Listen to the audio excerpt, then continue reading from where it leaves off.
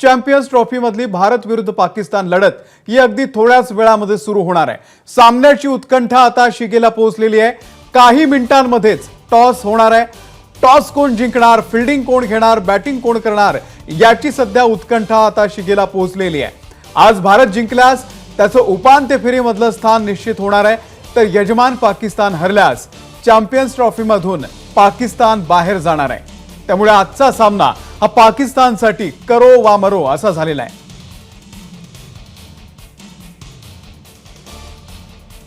आणि या संदर्भात अधिक जाणून घेण्यासाठी थेट जाऊया दुबईमध्ये। आपले क्रिकेट समीक्षक सुनंदन लेले सर सध्या आपल्या सोबत आहेत। सुनंदन, हाय व्होल्टेज मॅच होतीये, कसं आहे सगळं दुबईमधलं वातावरण?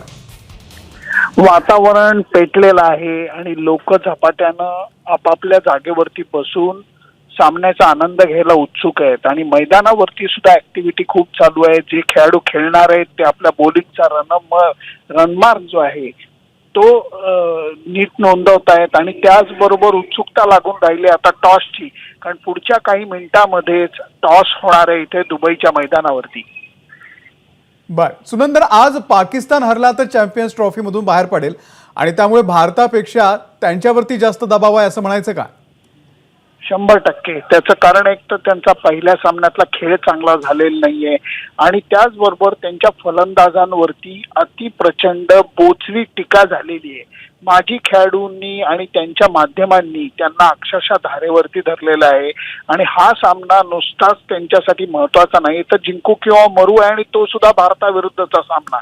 या सगळ्या गोष्टींमुळे दडपणाचं ओझं हे पाकिस्तानला प्रचंड जाणवणार आहे।